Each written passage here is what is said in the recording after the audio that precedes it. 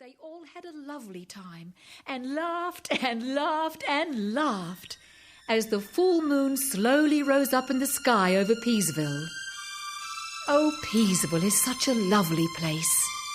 Even the critters are a surprise.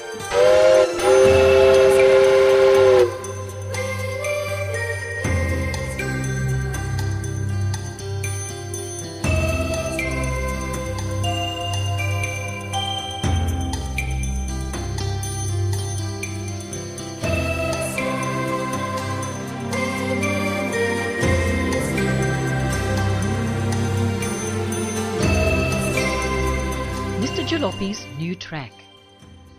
Mr. Joloppea was so excited, you see. Why, the whole town of Peasville was coming to a stop. They were going to build 4 new bridges, one across each of the rivers that run into Peasville. Then the 2 ends of Mr. Joloppea's track would join up together, instead of running backwards and forwards. You see, then he could run right around without stopping. Oh, it was going to be so much fun.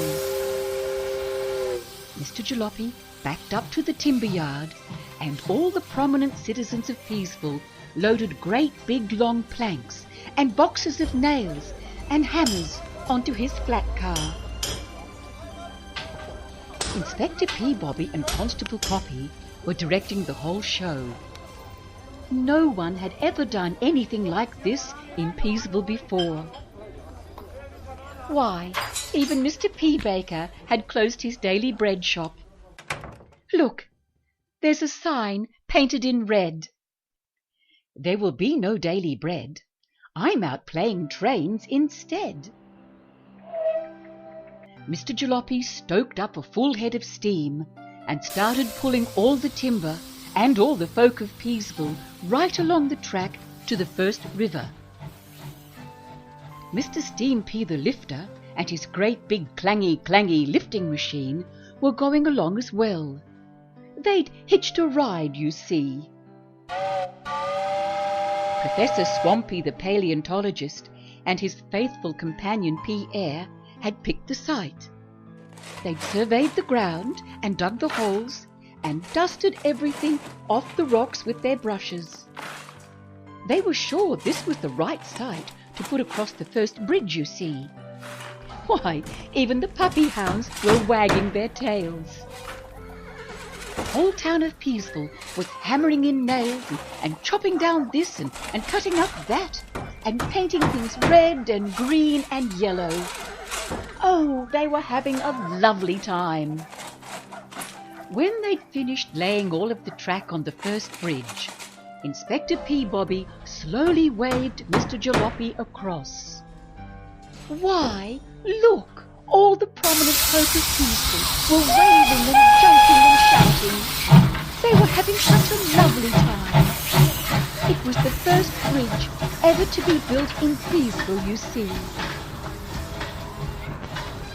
They quickly laid all the track down to the next river. By the time they'd finished the second bridge, why, it was nearly lunchtime.